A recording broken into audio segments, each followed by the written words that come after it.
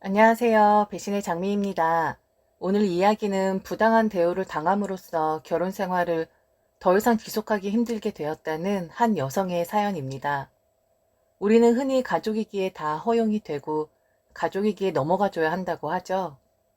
오늘 이 여성분은 가족이란 사람에게 철저하게 배신을 당하셨고 결국엔 세상에 혼자가 되어버린 것처럼 방치된 느낌을 받으셨다고 하는데요. 과연 어떤 사정이 있었을지 사연 속으로 들어가 보겠습니다. 결혼을 하고 제가 가장 행복하다고 느낀 순간은 바로 제게 가족이 생겼다는 것이었습니다. 남편, 아이, 그리고 시부모님. 물론 제 어린 시절이 불행했던 것은 아니었지만 결혼을 하고 아이를 낳으면서 이제야 온전한 한 꾸러미가 완성이 되었구나라는 느낌을 받게 되었죠. 저는 엄마의 얼굴을 모릅니다. 불행하게도 저를 낳으시면서 엄마는 돌아가시게 되었고 아버지는 홀로 저를 키우셨습니다. 워낙에 딸 바보였던 아버지는 제게 아낌없는 사랑을 베풀어 주셨고 그로 인해 엄마의 빈자리는 그다지 크게 느끼면서 자라진 않았습니다. 하지만 문득 나도 엄마가 있으면 어땠을까라는 생각은 지울 수가 없었죠. 어렸을 적 친구들을 보며 가장 부러웠던 것은 지금은 거의 하지 않지만 손톱에 봉숭아물을 드리는 것이었습니다. 제가 어렸을 때만 해도 여름이면 통과 의례처럼 손톱에 빨간 봉숭아물을 드리곤 했었는데 친구들 이야기를 들어보면 엄마랑 같이 많이 드리기는 하더라고요. 부러웠고 저도 하고 싶었지만 차마 아버지에게 봉숭아물을 함께 드리자는 말은 할 수가 없었습니다. 아버지인 남자였으니까요. 그리곤 스스로 위안이라도 삼고자 봉숭아물을 드린 친구들에게 무서운 이야기를 하기도 했었습니다. 지금 생각해보면 참 유치하기 그지 없기는 했었던 것 같아요. 요리조리 손톱을 보며 누가 더 빨갛다 자랑을 하고 있는 친구들에게 이야기를 했지요. 그거 알아? 많이 다치게 되면 봉숭아물 들인 사람은 손톱을 뽑아야 한다고 하더라고. 왜인 줄 알아? 바로 마취가 안 돼서 그렇다고 하더라. 그러니까 니들은 절대로 다치면 안 되겠다. 너무 무시무시한 말이죠. 엄마의 빈자리를 빼곡하게 아버지가 채워주곤 계셨지만 제 마음속에서는 항상 엄마를 그리워하고 원하긴 했었나 봅니다. 한 번은 철없게도 아버지에게 엄마를 만들어 달라고 졸라댔던 적도 있었습니다. 왜 남들은 다 있는데 내게는 없는 거냐며 나도 엄마의 품에 꼭 안겨서 엄마 냄새를 맡고 싶다고 하면서요. 제가 그 이야기를 할 때 아버지는 정말 슬퍼 보이셨어요. 괜히 이야기를 했나 싶다가도 이런 이야기하면 안 되는데 하고 속으로 얼마나 다짐을 했었는데 왜 자꾸 까먹는지. 불효도 그런 불효가 없었습니다. 제가 처음으로 그 이야기를 하니 아버지는 슬픈 눈으로 저를 지그시 바라보며 그러셨어요. 아버지의 사랑은 처음도 끝도 바로 엄마라는 사람이라고요. 나는 엄마를 너무너무 사랑했어.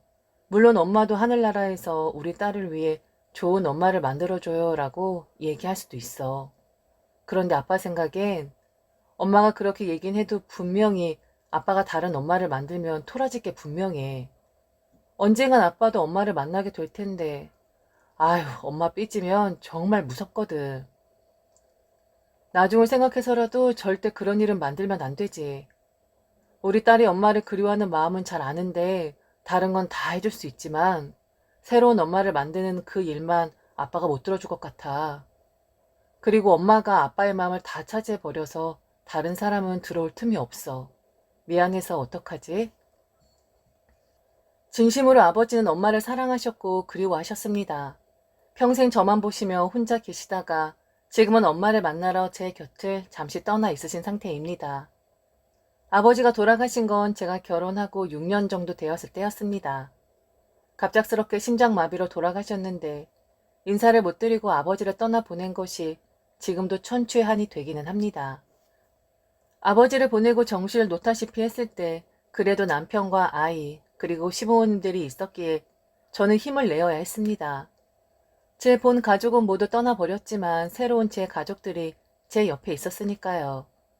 그리고 그 가족들을 지키고 함께 살아가기 위해 더 최선을 다하겠다 다짐을 했었습니다.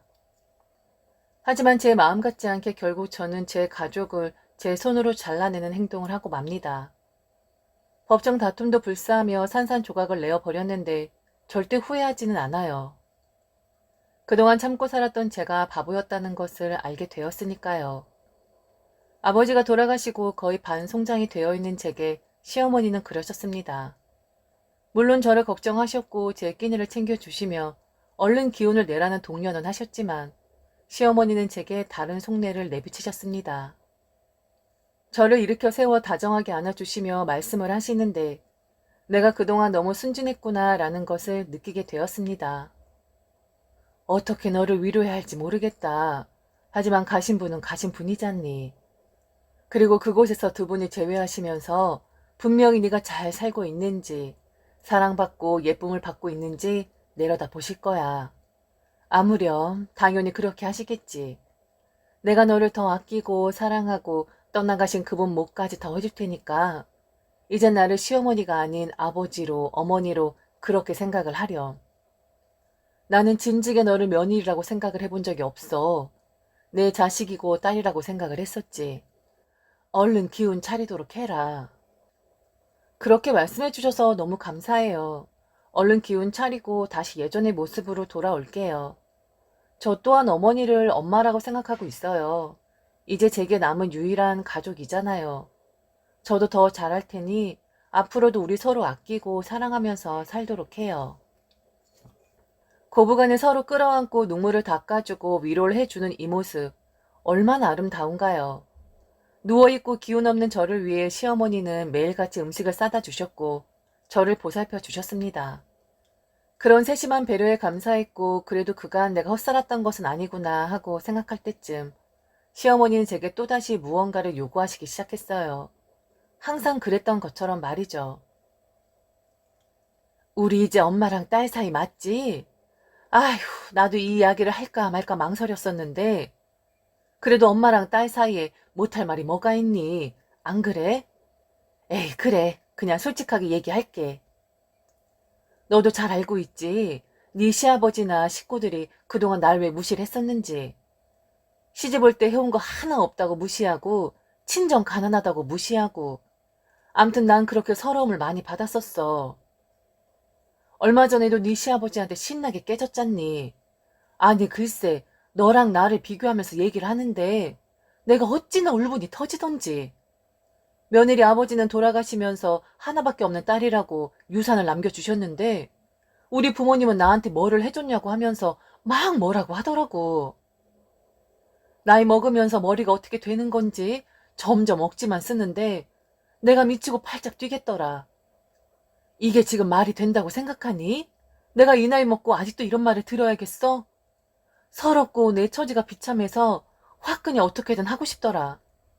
그래서 말인데 네가 내 길을 좀 세워주면 안 되겠니? 말 맞다나 부모 복은 없어도 이렇게 딸 같은 며느리 복은 있다고 떵떵거리며 자랑을 하고 싶어서 그래. 아버지가 남겨주신 유산 중에 얼마만 내 이름으로 돌려주지 않을래? 절대 그 돈에 손은 안 댈게. 그냥 내 앞으로 이렇게 유산이 있다. 하나 있는 며느리가 이렇게 나를 존경하고 존중한다라고 자랑을 하고 싶어서 그래. 해줄 수 있지? 어려운 거 아니잖아. 진짜로 그동안 나를 비참하게 만들었던 인간들 코를 납작하게 만들어주고 싶어서 그래. 아버지는 돌아가시면서 대단한 유산을 남기신 건 아니었지만 그래도 제 수준에 넘치게끔 꽤나 되는 유산을 남겨주시긴 했습니다. 시어머니의 말씀이 이해가 가긴 했지만 그래도 이번은 정도가 지나쳐도 한참 지나쳤다라는 생각이 들긴 했어요. 그리고 아직 아버지를 잃은 슬픔에서 헤어나지도 못한 저를 붙잡고 하실 말씀은 분명히 아니었으니까요. 사람이 먼저지 돈이 먼저가 아니라는 아버지의 말씀은 항상 가슴에 새겨두고 살곤 있었지만 시어머니가 당시 제게 하신 말씀은 아니라는 것이 제 결론이었습니다. 제가 대답을 머뭇거리자 급한 거 아니니 천천히 생각해보고 긍정적인 답변을 달라 하시더군요. 그런데 시어머니는 천천히 생각해 달라는 말과는 달리 매일 제게 전화를 하시고 찾아오셔서 결론을 내렸냐며 재촉을 하셨습니다. 저는 아직 생각이 정리가 끝나지 않았다고 하니 별로 어려운 것도 아닌데 왜 이렇게 오래 생각을 하는 거냐며 불편함을 내비치시더군요. 더구나 남편 또한 마찬가지로 슬슬 말을 흘리면서 시어머니께 조금의 유산을 내어드리는 것이 어떠하냐라며 저의 빠른 결정을 최근 했습니다. 어머니가 당신한테 참 잘하시잖아. 그리고 말 들어보니까 그냥 자랑을 하고 싶어 하시는 것 같아. 우리 고모들도 그렇고 아버지도 그렇고 엄마를 좀 하대해. 그게 다 못 배우고 없는 집에서 시집 왔다고 무시당하는 건데 당신 항상 얘기하잖아. 사람이 먼저지 돈이 먼저가 아니라고. 그리고 이건 돌아가신 장인어른의 말씀이시기도 하고. 당신답지 않게 왜 이렇게 고민을 오래 해? 예전에 우리 귀염둥이 같았으면 벌써 어머니 이름으로 돌려드렸을 것 같은데. 목돈 생기니까 우리 귀염둥이도 욕심이 나나 보구나.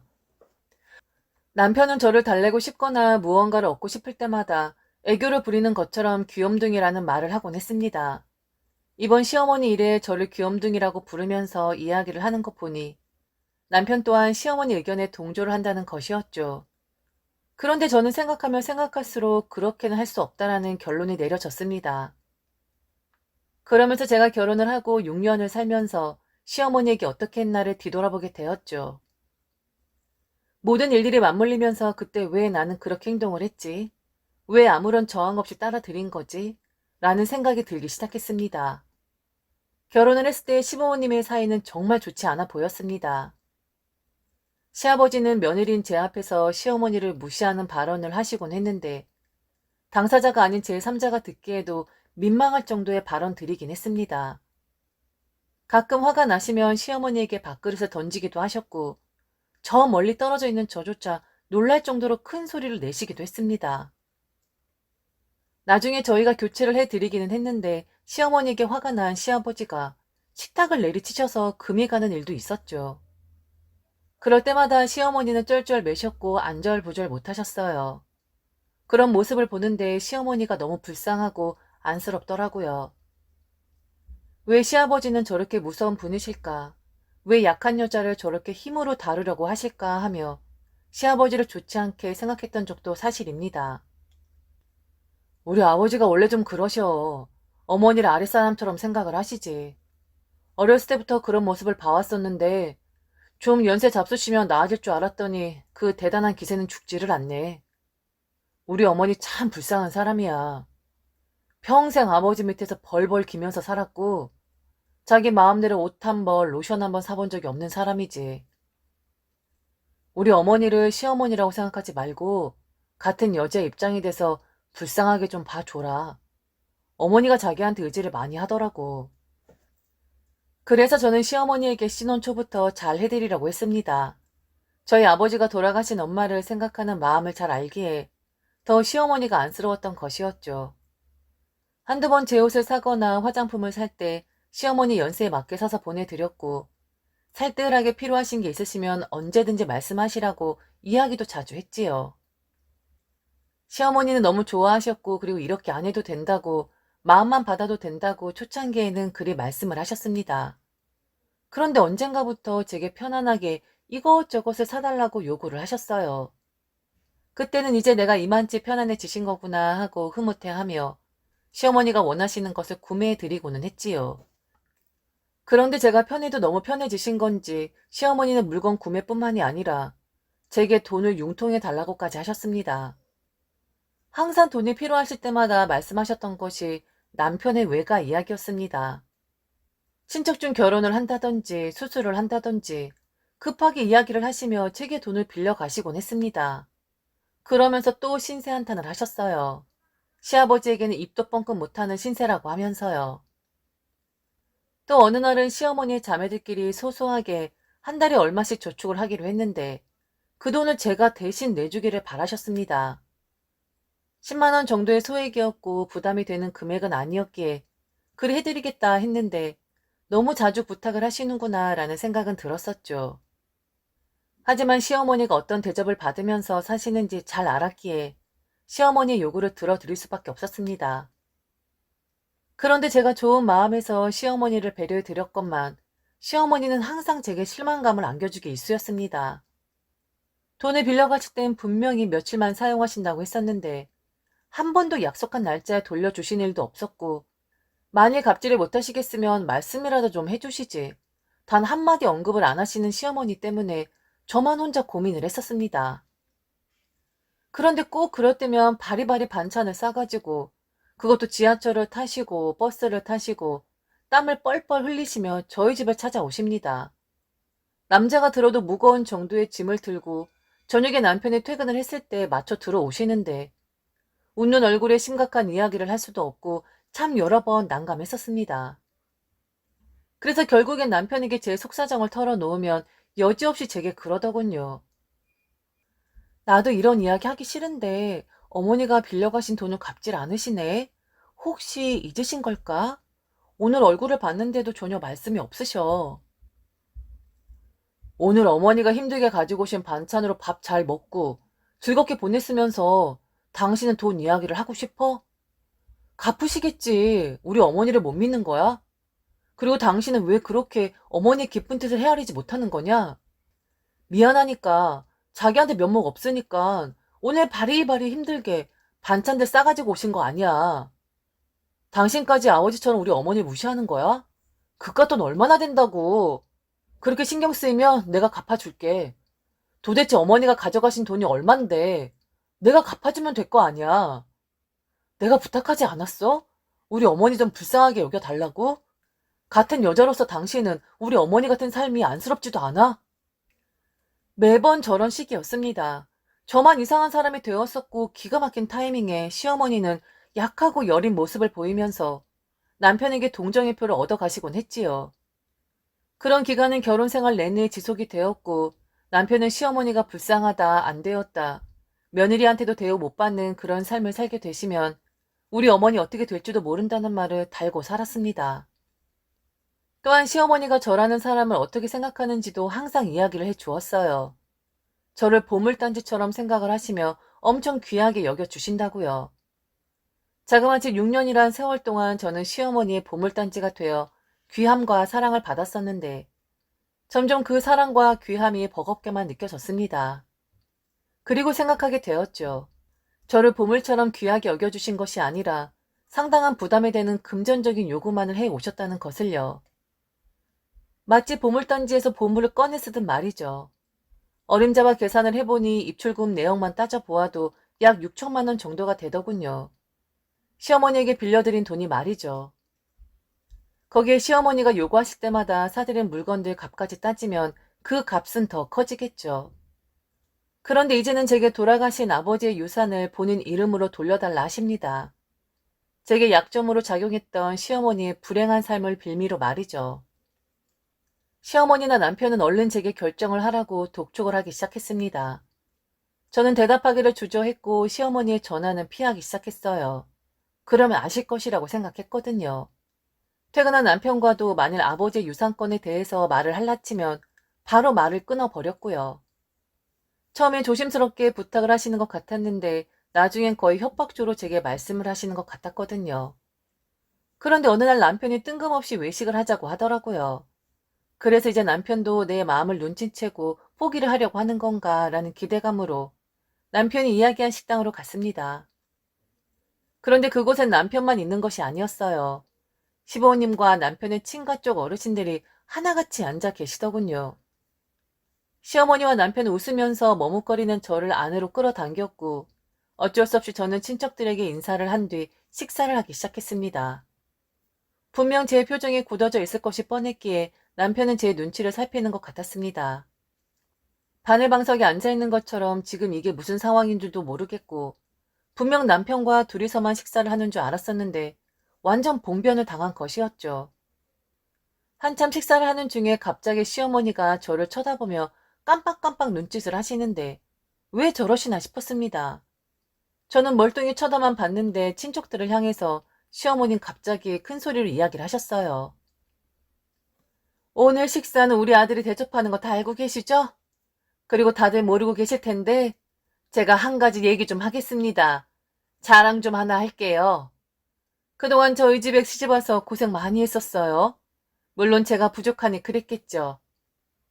그런데 아들 복 있는 사람이라 생각했었는데 아니 글쎄 며느리 복이 더 있더군요. 이번에 며느리가 제게 크게 한턱을 쏜다고 합니다. 어디 쪽 빌라였지? 암튼 서울 쪽에 우리 며느리가 가지고 있는 빌라가 있는데 그걸 시어머니인 제게 선물로 주고 싶다고 하네요. 나는 받을 수 없다고 그렇게 거절을 했는데 아니라고 어머니한테 드리고 싶다고 아주 사정사정합니다. 제가 이렇게 며느리한테 대우받고 살아요. 다들 부러우시죠? 순간 저는 너무 놀랐고 친척들과 시아버지까지 모두 다 저를 쳐다보셨습니다. 그게 사실이냐는 눈빛으로 말이죠. 얼굴이 빨개지면서 분노가 끓어오르는데 정말 미치는 줄 알았네요. 어쩜 저런 식으로 빼도 박도 못하게 저를 궁지에 모실 수가 있는 건지. 제 뒤통수를 때려도 너무 세게 후려치시더군요. 저는 벌떡 일어나서 남편을 한번 째려본 뒤 바로 식당을 나왔습니다. 집에 온 뒤 기가 막혀서 한숨만 크게 쉬고 있는데 이내 남편과 시어머니도 저를 뒤쫓아 오셨더군요. 들어오자마자 시어머니는 오해를 하지 말라면서 계속 제 손을 잡으려 하셨습니다. 제가 계속 뿌리치자 결국엔 속내를 드러내셨죠. 내가 너한테 이 정도밖에 안 되는 거니? 그리고 그동안 함께했던 생활들이 있고 나누었던 정들이 있는데 돈으로도 살 수 없는 것이 바로 인간관계라는 것이다. 너 돈 몇 푼 가지고 이런 식으로 가족 간에 서운하게 하는 거 아니야. 내가 얼마나 불쌍한 사람인지는 네가 가장 잘 알잖니. 그래서 다른 사람들한테 체면 좀 세워보려고 하는데 하나밖에 없는 며느리가 어떻게 나한테 이럴 수가 있니?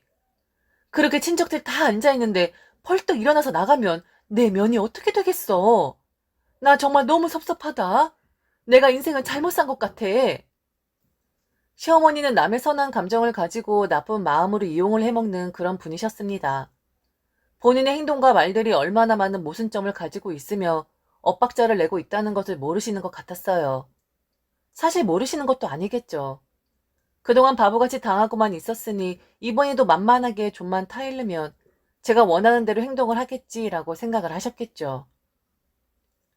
어머니, 그동안 제가 어머니한테 빌려드린 돈이 얼만 줄 아세요? 그런데 그 돈 단 한 번이라도 제게 갚으신 적 있으세요? 항상 약속 날짜 어기셨고 단 한 번도 제게 갚지 못하는 돈에 대해 이렇다 저렇다 말씀하신 적 없으세요. 그런데 이번엔 제 아버지 유산인가요? 절대로 그 돈 쓰지 않을 것이니 믿어달라고요? 어머니가 제 입장이라면 그 말 믿으실 수 있겠어요?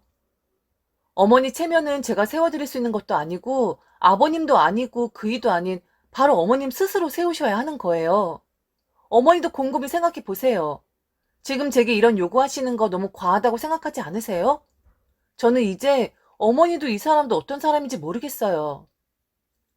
그동안은 어머니가 너무 불쌍하고 가련해서 도와드리고 싶었고 저란 사람은 어머니를 공경한다는 것을 알려드리고 싶었어요. 그래서 아무 말 않고 어머니가 원하시는 대로 해드린 거고요. 그런데 이제 보니까 어머니는 양심이 없으신 분이었고 가족이라는 명목하에 저를 이용만 하신 것 같아요. 어떻게 친척들 앞에서 공표라는 방식을 생각을 하실 수가 있죠? 저는 그럴 마음이 없는데 어떻게 제 뒤통수를 이렇게 치실 수가 있냐고요. 제 아버지 유산을 어머니 이름으로요? 정말 이게 말이 된다고 생각하시는 거예요? 정말 그렇게 생각하세요? 그러자 옆에서 남편도 한 입 거들었습니다. 제가 시어머니한테 너무 한다고요. 평생을 싫은 소리 들으며 구박받고 사신 분인데 어떻게 하나밖에 없는 며느리가 시어머니 가슴에 대못을 박는 거냐고 저를 비난하더군요. 당신 좀 너무하는 거 아니야? 어디 감히 시어머니한테 양심이 없네, 며느리를 이용을 했네, 이런 말을 할 수가 있어? 이쁘다, 이쁘다니까 당신이야말로 선을 넘는 거 아니야? 어머니의 뜻을 정말 헤아리지 못하는 거야? 당신 이렇게 어리석은 사람이었어?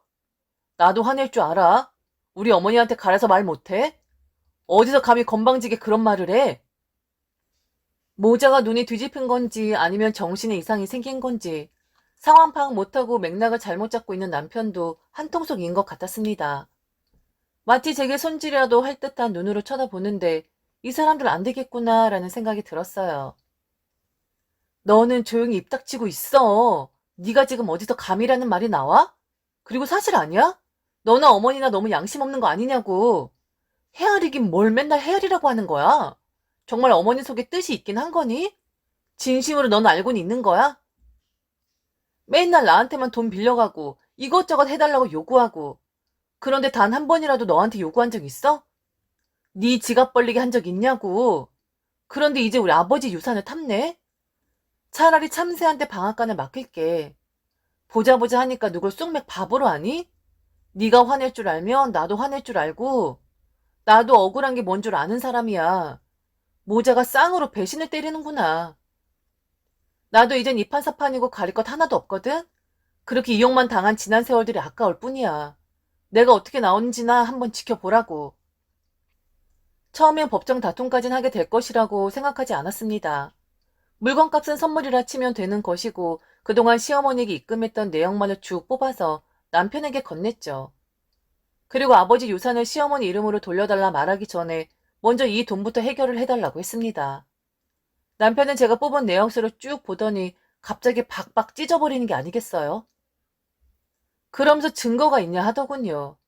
제가 시어머니에게 용돈조로 드린 돈을 어떻게 빌려간 돈이라고 할 수가 있냐고. 오히려 제게 양심 없고 비열한 사람이라고 윽박을 질렀습니다. 사람이 먼저지 돈이 먼저가 아니다.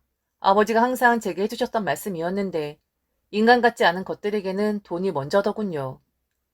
결국 저는 변호사를 선임했고 결혼 생활 중에 배우자나 직계 존속이 부당한 대우를 지속적으로 해서 혼인을 유지할 수 없을 만큼 중대하면 이혼 사유가 될 수 있다는 것을 알게 되었습니다.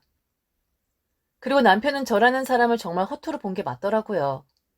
아무리 제가 바보 같고 당하기만 했었어도 내 돈을 다른 사람에게 빌려줄 때 아무런 기록도 없이 빌려주었을까요? 잊지 않기 위해서라도 수기로 기록을 하지 않았겠습니까?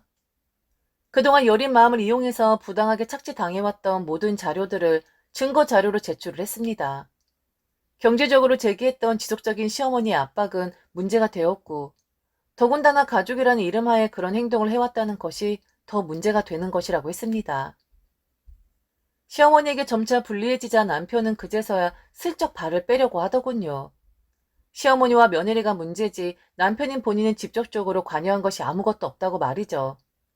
그러면서 이혼을 요구하는 제게 이혼을 요구할 조건이 안 된다는 어처구니 없는 말을 했습니다. 이혼 안 하면 더 뜯어먹을 수 있는데 그 기회를 놓치고 싶지 않아서 버티고 있는 거야? 넌 끝났어. 그동안 난 너한테 여러 번 얘기했어. 어머니가 왜 그러시는 거냐고 고민이 된다고. 그럴 때 너 나한테 뭐라고 했어? 그냥 이해하라 했고 어머니를 무시하지 말아줘야 한다 하지 않았어? 내 감정을 일체 생각도 배려도 안 해주고 말이야. 배우자가 아내의 힘든 것을 방치한 것 또한 부당한 대우에 속한다고 하더라. 그 말은 곧 나를 홀로 두고 내 편이 되어주지 않아 방치한 게 너의 문제고 죄라는 거야. 적어도 네 자식한텐 좋은 꼴로 기억되고 싶으면 이제 알아서 물러나는 게 좋지 않겠니? 남자가 돼서 찌질하게 왜 이래? 처음 당당했던 모습은 어디 가고 이렇게 비실비실 쪽정이 같은 것만 남았대? 불쌍한 네 엄마랑 천년만년 서로 도와가면서 잘 살아봐. 그리고 평생 그렇게 남한테 비비면서 기생하는 인생을 살도록 해. 난 이제 그곳에서 발 뺄 테니까. 유능한 변호사였는진 몰라도 만족할 만한 결과를 얻게 되었고 쓰디쓰게 눈물을 흘리면서 저를 째려보는 모자를 저는 지켜보아야만 했습니다. 사람의 선한 마음을 악용하다 못해 어쩜 뻔뻔하게 그지없는 그런 요구를 할 수가 있는 건지. 제발 제 아이가 저런 나쁜 어른으로 성장하는 일은 없었으면 좋겠습니다. 그리고 아이의 주변에는 짐승 같은 인간은 없었으면 하는 바람입니다. 지금까지 들어주셔서 진심으로 감사합니다. 이상 배신의 장미였습니다.